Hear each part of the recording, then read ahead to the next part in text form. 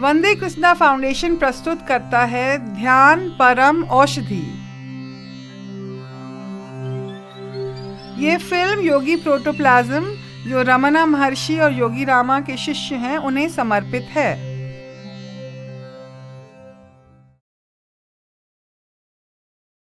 ध्यान परम औषधि।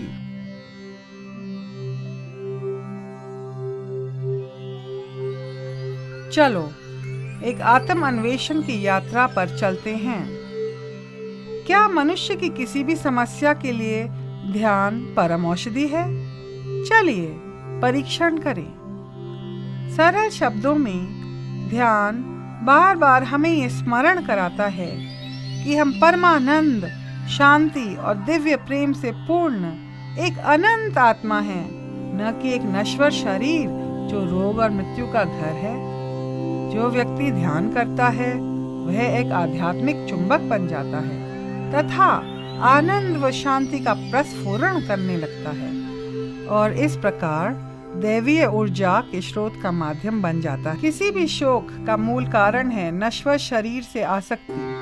अतः ध्यान शोक के सभी कारणों का विनाश कर देता है।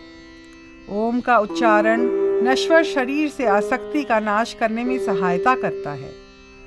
एक बार जब कोई आत्मा अपनी आनंद पूर्ण प्रकृति में स्थापित हो जाती है, तब वह जीवन के उतार चढ़ावों को एक अभिनय की तरह देखना सीखती है और मानसिक रूप से समता में रहती है। दक्षिण भारत के महान संत रमना महर्षि को कैंसर था, पर वे दवाइयों पर आश्रित नहीं रहे और अपनी अंतिम सांस तक समाधि के आनंद में मग्न रहे। वैज्ञानिक रूप से यह सिद्ध किया जा चुका है कि ध्यान करने से मस्तिष्क की तरंगों में परिवर्तन आता है।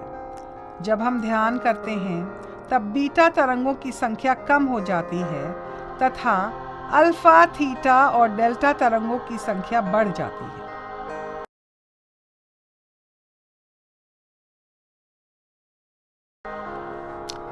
नियमित ध्यान से स्वास्थ्य संबंधी व अन्य प्रकार के लाभ होते हैं, जिन्हें विभिन्न वैज्ञानिक अध्ययनों द्वारा सिद्ध किया जा चुका है।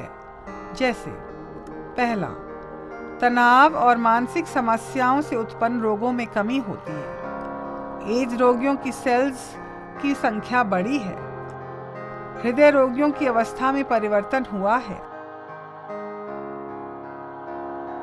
अवसाद व कैंसर रोगियों में सुधार हुआ है तथा दीर्घकालिक वेदना में कमी हुई है। दूसरा, दवाइयों पर निर्भरता में कमी हुई है। तीसरा, एकाग्रता, स्मरण शक्ति और इच्छा शक्ति का विकास हुआ है। चौथा, मन को जीवन के उतार चढ़ावों के प्रति उदासीन, शांत व स्थिर बनाता है। आजकल कई युवा परीक्षाओं में अच्छा प्रदर्शन न कर पाने पे या दिल टूट जाने पर आत्महत्या तक कर लेते हैं। यदि बच्चों को अल्पावस्था से ही ध्यान करना सिखाया जाए, तब वे इस प्रकार अपने जीवन के साथ खिलवाड़ नहीं करेंगे। पांचवा, एक चिकित्सक दंपति जो तलाक की कगार तक पहुंच चुका था, उसे ध्यान करने को कहा गया। ध्यान करते रहने के कुछ समय पश्चात उस दंपति ने लड़ना छोड़ दिया और अपने तलाक का मुकदमा वापस ले लिया। इस प्रकार हम देखते हैं कि ध्यान संबंधों को भी बेहतर बनाता है। ड्रग्स और नशीले पदार्थों के व्यसन को समाप्त करता है। यदि कोई व्यक्ति ध्यान के माध्यम से आत्मानंद में तल्लीन हो सकता है, तब वह नशीले पदार्थों से अपना जीवन नष्ट क्यों करेगा? जरा सोचिए। सातवां, उत्पादकता और कार्य क्षमता में सुधार होती है। आठवां, आभा वर्ण में सुपरिवर्तन होता है। किरलियन फोटोग्राफी के माध्यम से कोई भी व्यक्ति अपने आभा मंडल के रंग को देख सकता है। एक भौतिकवादी व्यक्ति का आभा मंडल लाल होगा, एक आध्यात्मिक व्यक्ति का आभा मंडल बैंगनी होगा और एक सिद्ध महात्मा का आभा मंडल सफेद होगा। 9वां, ध्यान के द्वारा व्यक्ति मोक्ष को प्राप्त कर सकता है। इस प्रकार वह हमेशा के लिए जन्म मरण के चक्र तथा रोग व जरावस्था के कष्टों से मुक्त हो सकता है।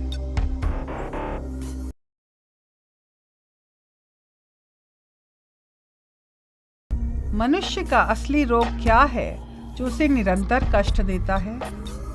उस रोग का नाम है मैं, जिसका अभिप्राय है मैं और मेरे का भाव। यह मैं का भाव मोह को जन्म देता है। मेरा शरीर, मेरा परिवार, मेरी संपत्ति, इस प्रकार मोह का क्रम आगे बढ़ता जाता है। चाहे ये शरीर हमारा हो, परंतु एक दिन उसे निश्चित रूप से जलकर राख ही होना है। यदि पड़ोसी का घर परिवार आग में जल रहा होता है तब हमें कोई फर्क नहीं पड़ता, परंतु यदि ऐसा हमारे साथ हो तो हम विक्षुब्ध हो जाते हैं। तो ये कहा जा सकता है कि सभी दुखों का मूल कारण मोह अथवा मैं का भाव है। अतः इस मैं नाम के रोग का आत्मज्ञान की तलवार से विनाश कर देना चाहिए।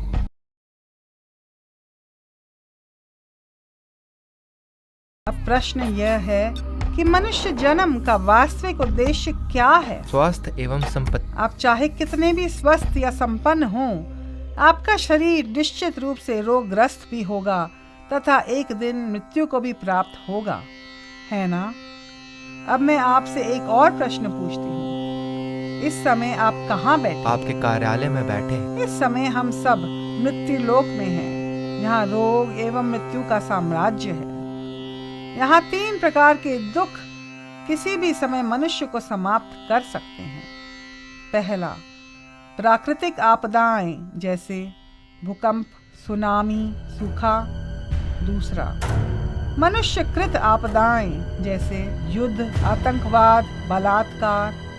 तीसरा, रोग जैसे कैंसर, एड्स, हृदय रोग। अतः मृत्यु लोक एक जेल की तरह है जो दुख और कष्टों से भरा हुआ है, परंतु हमारे उपनिषदों में उत्तम लोकों की बात की गई है, जैसे ब्रह्मलोक, जहाँ रोग एवं मृत्यु नहीं है, केवल असीम आनंद व शाश्वत जीवन है।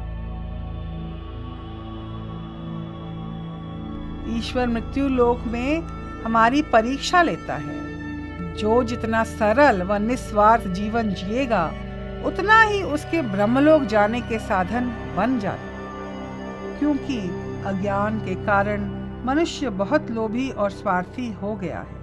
समाज में उच्च दर से बढ़ते हुए तलाक, कन्या भ्रूण हत्या, बलात्कार आदि इसी बात को सिद्ध करते हैं कि हमारे समाज का निरंतर क्षय हो रहा है। चाहे आप ब्रह्मलोक में विश्वास न रखें, पर यदि सभी मनुष्य पवित्र और निस्वार्थ जीवन जीने लगे, तब मृत्युलोक ही निश्चित रूप से स्वर्ग लोक बन जाएगा।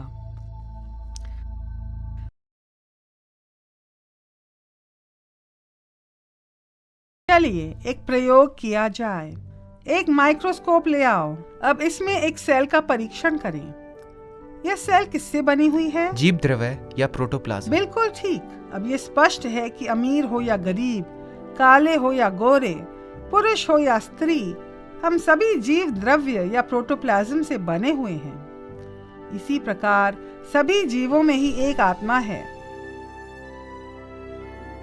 अतः हमें सबसे प्रेम करना चाहिए।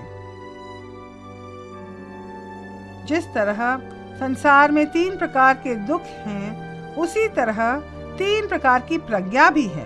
पहली प्रज्ञा। बुद्ध पहली प्रज्ञा वाले व्यक्ति थे। वह एक राजकुमार थे, जिनकी एक सुंदर पत्नी व सुपुत्र था। इस प्रकार की सुख समृद्धि होने पर वह चाहते तो अपना पूरा जीवन भोग विलास में व्यतीत कर सकते थे, परंतु संसार में जरावस्था, रोग एवं मृत्यु जैसे दुख देखकर उनके मन में वैराग्य आया और उन्होंने ध्यान करके आत्मज्ञान प्राप्त किया।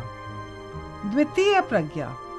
हमारे आसपास सभी जगह समस्याएं हैं, परंतु जब ठोकर खुद के सर पर पड़ती है, केवल तभी हम जागते हैं। इस प्रकार के व्यक्ति दूसरी प्रज्ञा वाले होते हैं। तीसरी प्रज्ञा। विपरीत परिस्थितियों के होने पर यदि हम बेसुध हो जाते हैं तथा उसके उपाय को खोजने का सामर्थ्य भी नहीं जुटा पाते, तब यह हमारी तीसरी प्रज्ञा है। अधिकतर मनुष्यों की प्रज्ञा दूसरी या तीसरी होती है। बुद्ध जैसी पहली प्रज्ञावान व्यक्ति आज के घोर कलयुग में अत्यंत दुर्लभ है।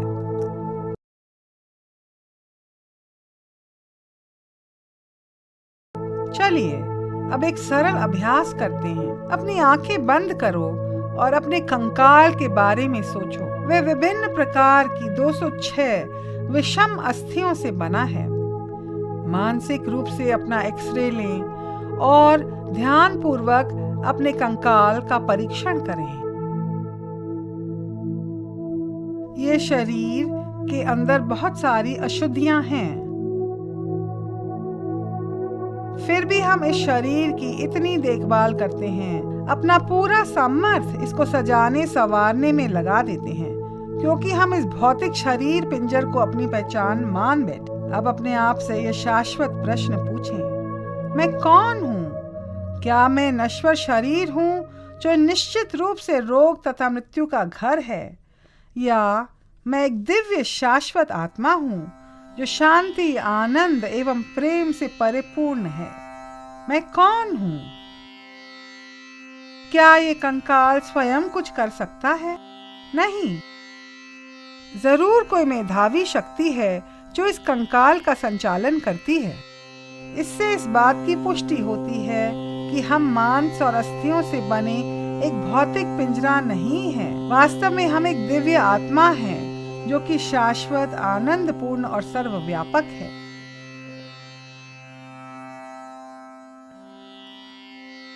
कंकाल के बारे में प्रतिदिन चिंतन करने से हमारे मन में वैराग्य उत्पन्न होएगा तथा हम सरल व निस्वार्थ जीवन जीने की कोशिश करेंगे।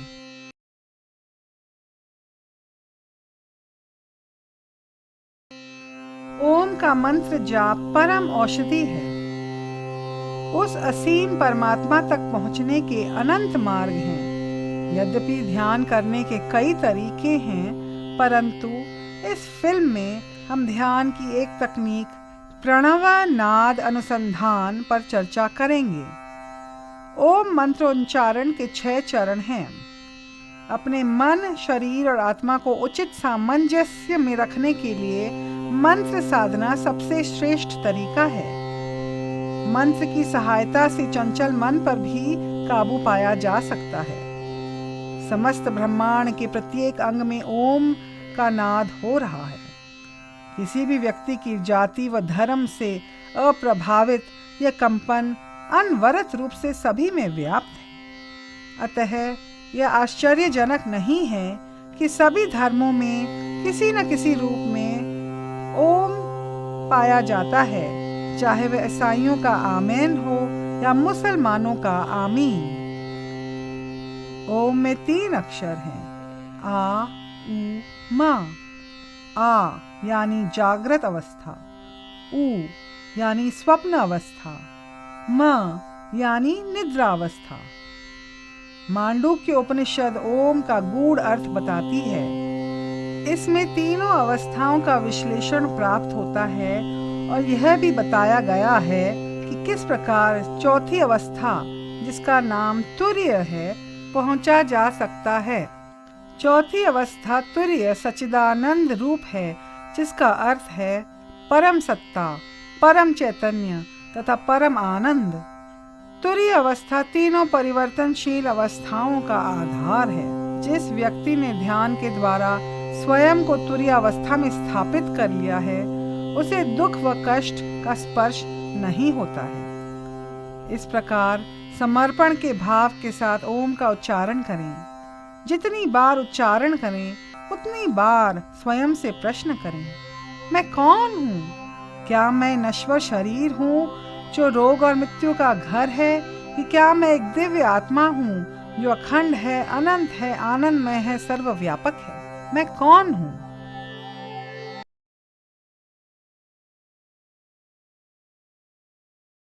मंत्रों में शक्ति होती है। मान लो मैंने आपको एक गाली दी, तुम गधे हो, मूर्ख हो, फालतू हो। क्या तुम उठकर मुझे मारोगे नहीं? मारोगे, है ना? यदि एक गाली ने तुम्हें हिंसा के लिए प्रेरित कर दिया तो सोचो, क्या ईश्वर के नाम में इतनी शक्ति नहीं जो तुम्हारे मन की सारी अशुद्धियां जैसे राग, द्वेष, काम, क्रोध, अहम को नाश कर दें? मन की दो अवस्थाएं हैं, चेतन एवं अवचेतन। मन का केवल 10% भाग चेतन होता है तथा 90% अवचेतन। नियमित ध्यान व मंत्र साधना से मनुष्य अति चैतन्य तक भी पहुंच सकता है। कम से कम 20 मिनट सुबह व 20 मिनट शाम को मंत्र साधना करनी चाहिए।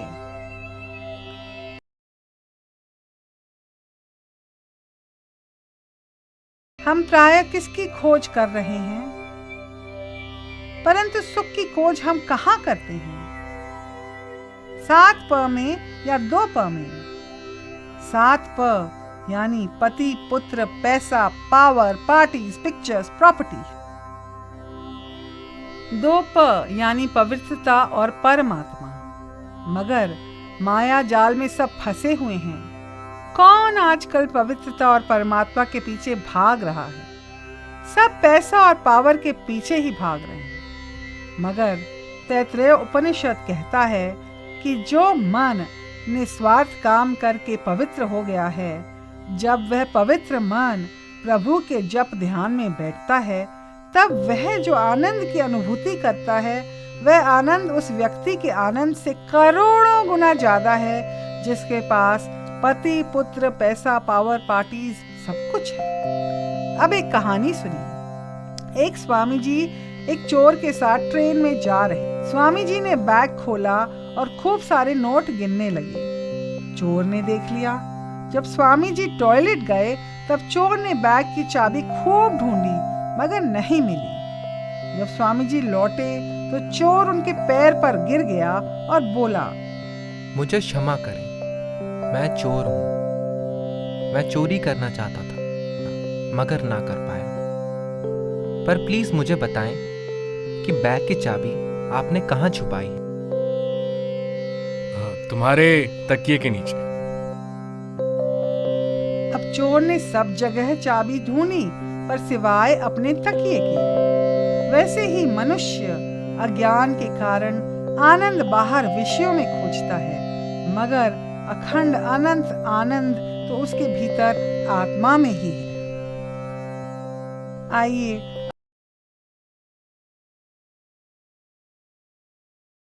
अब हम जल पर मंत्रों का प्रभाव देखते हैं। एक जापानी वैज्ञानिक डॉक्टर इमोटो ने जल पर प्रार्थना, संगीत व मंत्रों का प्रभाव देखने के लिए कुछ प्रयोग किए। उन्होंने 2 जार में पानी भरा।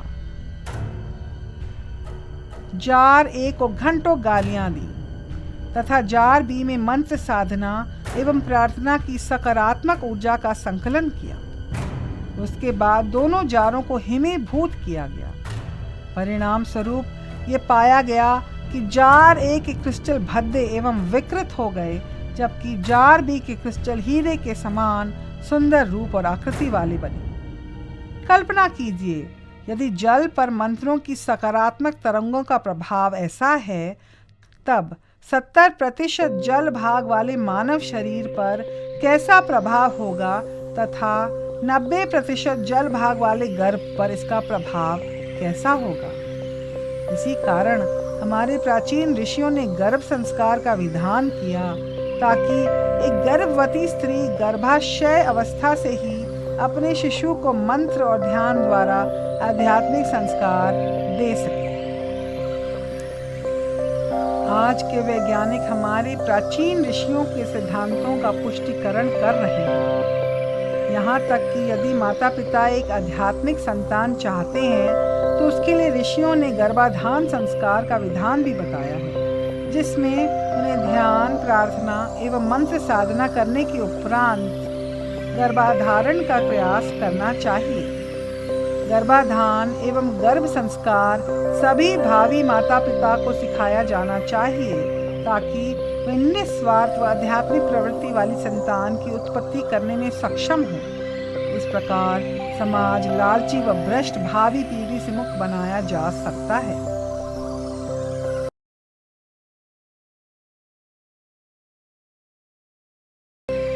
प्राण प्रत्यवीक्षण। किसी व्यक्ति की श्वसन का परीक्षण करके उसकी आध्यात्मिक प्रगति को मापा जा सकता है। इस तकनीक को प्राण प्रत्यवीक्षणा कहते हैं। अपनी अंगुली को नासिका के नीचे रखो और यह जानने का प्रयास करो कि श्वसन दोनों नासिका से हो रहा है या केवल एक से। कौन सा नाक अधिक सक्रिय है, दाएं या बाएं?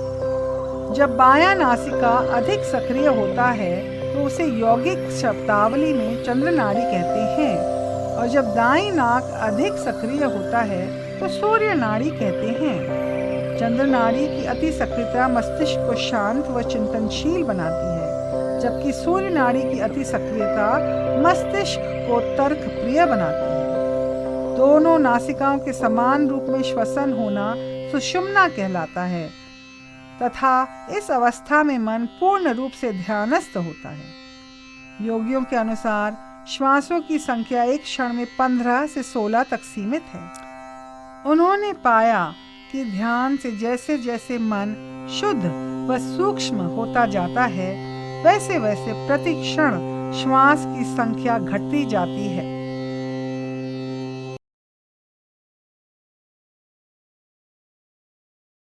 चंचल मन पर काबू कैसे करें? संसार में कोई भी कार्य करने के लिए हमारे मन की अच्छी स्थिति का होना आवश्यक है। दुनिया में किसी भी काम को करने के लिए आपका मन एक उचित स्थिति में होना चाहिए। यही कारण है कि स्वामी विवेकानंद ने एक बार कहा था, अगर मुझे अपनी शिक्षा फिर से शुरू करनी है तो मैं कई किताबें पढ़ना शुरू नहीं करूंगा, मैं अपनी एकाग्रता को सुधारने पर ध्यान केंद्रित करूंगा। यदि आपका ध्यान केंद्रित है तो आप किताब बहुत जल्दी पढ़ सकते हैं। एक बार स्वामी विवेकानंद एक पुस्तकालय में गए और उन्होंने एक पुस्तक के बारे में पूछा। मुझे विश्व धर्मों पर एक किताब चाहिए। लाइब्रेरी ने उन्हें एक भारी भरकम किताब दे दी। 1-2 घंटों के बाद, मैंने किताब पढ़ ली है, आप इसे वापस ले लीजिए। ये कैसे हो सकता है? आप इतनी भारी किताब इतनी जल्दी कैसे पढ़ सकते हैं? स्वामी जी ने उसको चुनौती देते हुए कहा, ठीक है, आप इस किताब से कोई भी सवाल पूछिए। स्वामी जी से सभी प्रश्नों का सही उत्तर पाकर वह आश्चर्य में पड़ गया। उसने स्वामी जी से उसका रहस्य पूछा।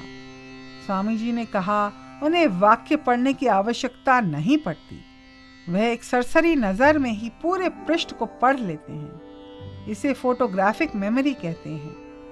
हम भी नियमित ध्यान से अपनी एकाग्रता को बढ़ा सकते हैं।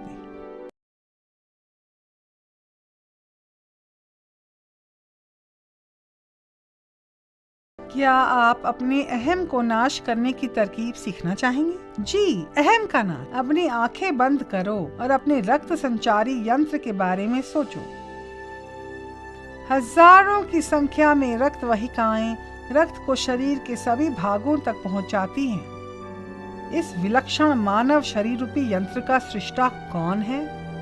हमारा दिल धड़क रहा है, पेट पाचन कर रहा है और मस्तिष्क संचालन कर रहा है इत्यादि। ये सब असाधारण कार्य कौन कर रहा है?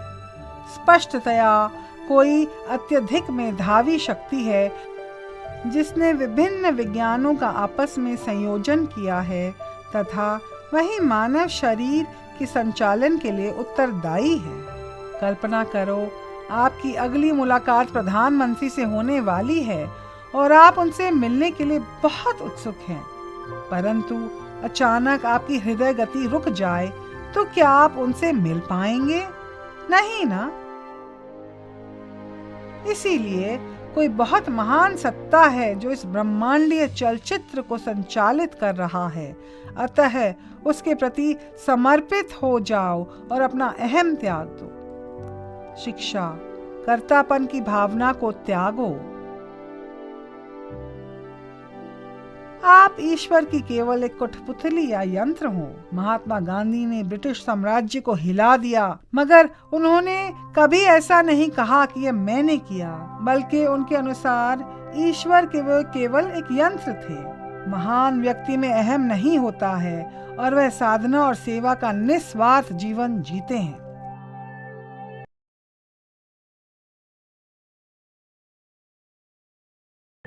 अधिकांश लोग धार्मिक होते हैं अथवा कर्मकांडी, परंतु आध्यात्मिक नहीं। वे धर्म के नाम पर लड़ते हैं, परंतु सत्य यह है कि उस अनंत शक्ति तक पहुंचने के मार्ग भी अनंत ही। लोग अपनी सांसारिक इच्छाएं जैसे धन, पुत्र आदि की पूर्ति के लिए बहुत पूजा पाठ व प्रार्थनाएं इत्यादि करते हैं। इन इच्छाओं की पूर्ति के लिए वे ईश्वर से प्रार्थनाएं करते हैं। उसे व्यावसायिक प्रेम ही कहा जा सकता है। मगर आध्यात्मिकता का सच्चा अर्थ तो एक सरल और निस्वार्थ जीवन जीना है तथा उस एक परम सत्ता को अमीर गरीब, स्त्री पुरुष, गोरा काला, स्वस्थ बीमार आदि का भेद भुलाकर प्रत्येक जीव में देखना तथा समान भाव से सभी की सेवा करना है।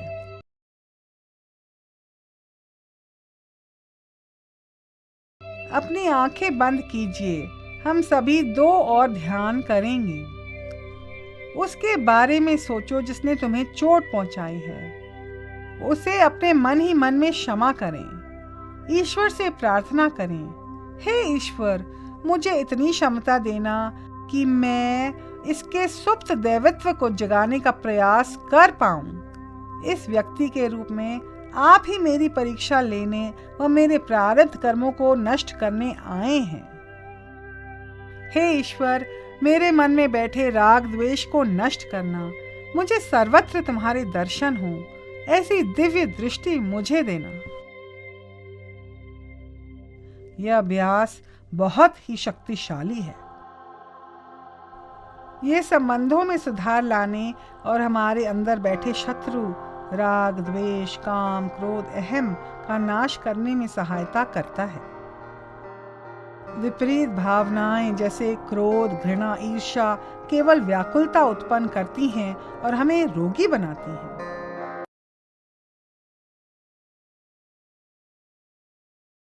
मृत्यु का ध्यान।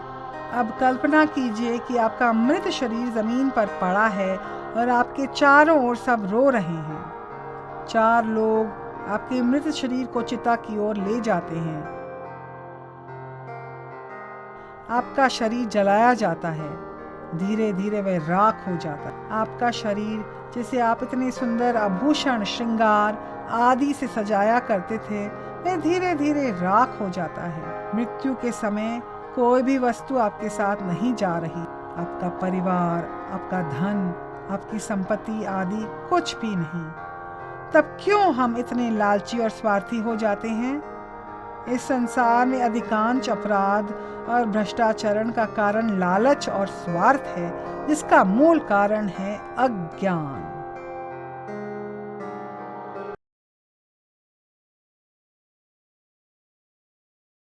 समय बीता जा रहा है। चिंतन करें, चिंता न करें, नहीं तो चिता जले। प्रतिदिन स्वयं से इस प्रकार प्रश्न करें, क्या मैं प्रार्थना और ध्यान हर रोज कर रही हूँ?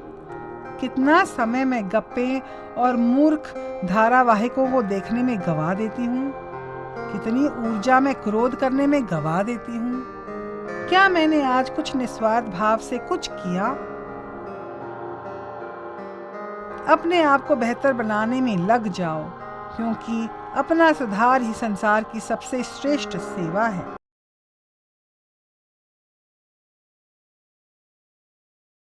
क्या आज आपने अपने केक्यू की जांच की? कार्मिक कोशंट। क्यों कोई बालक गरीब व अंगहीन पैदा होता है और दूसरा स्वस्थ व संपन्न? एक अमेरिकन डॉक्टर ब्रायन वाइस ने पास्ट लाइफ रिग्रेशन थेरेपी को विख्यात किया। इस थेरेपी के द्वारा हम कर्म एवं पुनर्जन्म के सिद्धांत का अवलोकन कर सकते हैं। उदाहरण, माया, जिन्होंने 3 पुत्रों को जन्म दिया था, उन्होंने दुर्भाग्यवश कुछ समय बाद तीनों को ही खो दिया। इस कारण वह अवसादग्रस्त हो गई तथा आत्महत्या का भी प्रयास किया। तब उसे चिकित्सक के पास ले जाया गया। वह चिकित्सक पास्ट लाइफ रिग्रेशन थेरेपी के द्वारा माया को उसके अतीत में ले गया। जांच में निश्चित रूप से यह पाया गया कि अपने पूर्व जन्म में वह एक स्त्री रोग विशेषज्ञ थी। उसने धन के लालच में कई कन्या भ्रूण हत्याएं की थी। अपने प्रारब्ध कर्मों का फल वो इस जन्म में भोग रही थी। कर्म सिद्धांत से कोई भी नहीं बच सकता है। जैसे हम बोते हैं वैसा ही काटते हैं। किसी अन्य को हानि पहुंचाकर हम स्वयं को कष्ट दे रहे हैं, क्योंकि एक ही परमात्मा संपूर्ण ब्रह्मांड में व्याप्त है। यदि सभी का चिंतन इस प्रकार का हो जाए तब कोई किसी को कष्ट नहीं देगा और इस संसार में सभी प्रकार के अपराध और भ्रष्टाचरण रुक जाएंगे। परंतु क्योंकि मनुष्य कर्म एवं पुनर्जन्म तथा आत्मज्ञान जैसे विषयों से अपरिचित है, तभी आपराधिक घटनाएं और पापाचरण चारों ओर फैल रहा है।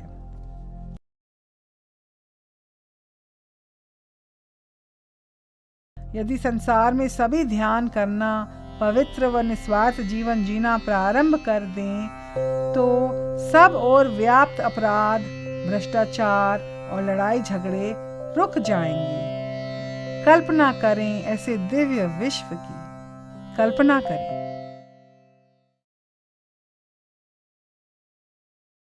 अब अपनी पीठ को सीधी करके वह आंखें बंद करके बैठें और ओमकार का उच्चारण करें।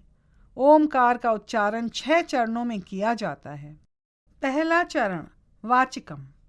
इस चरण में ओम का उच्चारण ऊंचे स्वर से किया जाता है। ठीक प्रकार करने पर श्वसन की गति धीमी होती जाती है, अंततः रुक जाती है, अर्थात हम कुंभक को प्राप्त कर लेते हैं। दूसरा चरण उपांशु। होठ से ओ की ध्वनि का आकार बनाकर धीमे स्वर से मंत्र का उच्चारण करें। तीसरा चरण चित्त जप। मानसिक रूप से मंत्र का उच्चारण करें। मानसिक जप सर्वश्रेष्ठ माना जाता है, साथ ही साथ सबसे कठिन भी, क्योंकि बंदर की तरह मन इधर उधर भटकता रहता है। चौथा चरण अनाहत नाद अनुसंधान। अब षणमुखी मुद्रा करें। अपने अंगूठे के द्वारा कानों को बंद करें। उंगलियों को आंखों पर, मध्यमिका नासिका के नीचे और शेष मुख पर रखें। इस मुद्रा में आप अनाहत नाद को सुनने का प्रयास करें। जैसे जैसे मन सूक्ष्म और पवित्र होगा, वैसे वैसे आपका अनाहत नाद आपको अंदर सुनाई देगा। उपनिषदों के अनुसार अनाहत नाद अनवरत रूप से हमारे भीतर चलता रहता है, परंतु हम उसे सुन नहीं पाते, क्योंकि हमारा मन अशुद्ध और बहिर्मुखी है। आत्मिक आनंद की अनुभूति के लिए हमारा मन निर्मल, एकाग्र और अंतर्मुखी होना चाहिए। जब मन पवित्र होगा और सूक्ष्म होगा, तब अपने अंदर प्रकाश एवं रंग भी दिख सकते हैं। पंचम चरण ब्रह्म भावना। अपने चैतन्य का विस्तार कीजिए। कल्पना कीजिए कि आपका शरीर प्रेम, प्रकाश और आनंद के दिव्य चक्र से घिर गया है। इसके बाद कल्पना कीजिए कि आपका पूरा घर प्रेम, प्रकाश और आनंद के इस चक्र से भर गया है। पुनः विस्तार कीजिए। अब कल्पना कीजिए आपका पूरा नगर इस चक्र से भर गया है। पुनः विस्तार कीजिए। अब कल्पना कीजिए पूरी पृथ्वी इस चक्र में प्रवाहित हो रही है। पुनः विस्तार कीजिए। अब कल्पना कीजिए इस चक्र में आकाश गंगा भी आ गए हैं। अन्य आकाश गंगा जैसे एंड्रोमेडा भी समा गए हैं। इस प्रकार अब पूरा ब्रह्मांड जागृति व चैतन्य से भर गया है। सब और केवल जागृति और प्रकाश ही है। शिक्षा। आपके परम पिता परमेश्वर ही यह प्रेम, प्रकाश व आनंद के दिव्य चक्र हैं, जिसमें संपूर्ण ब्रह्मांड बुलबुलों के समान तैर रहे हैं। आप और आपके परम पिता एक ही हैं। आप और वह अनंत शक्ति एक ही हैं। अब आप रोग एवं मृत्यु में ग्रस्त केवल एक नश्वर शरीर नहीं हैं, बल्कि दिव्य चैतन्य हैं, जिसमें समस्त संसार और आकाश गंगा व्याप्त हैं। आप सच्चिदानंद पर ब्रह्म स्वरूप हैं। स्वयं को यह स्मरण कराते रहिए कि वास्तव में आप एक दिव्य शांति, आनंद और प्रेम से युक्त दिव्य शाश्वत आत्मा हैं। छठी चरण, प्रज्ञा प्रत्यवीक्षण। इस ध्यान में नेत्र खुले रहते हैं, अतः बाहर की ओर न देखें, अपितु आंतरिक दृष्टि रखें। अपना ध्यान चैतन्य पर केंद्रित करें। आत्मा का प्रेक्षण करते रहिए।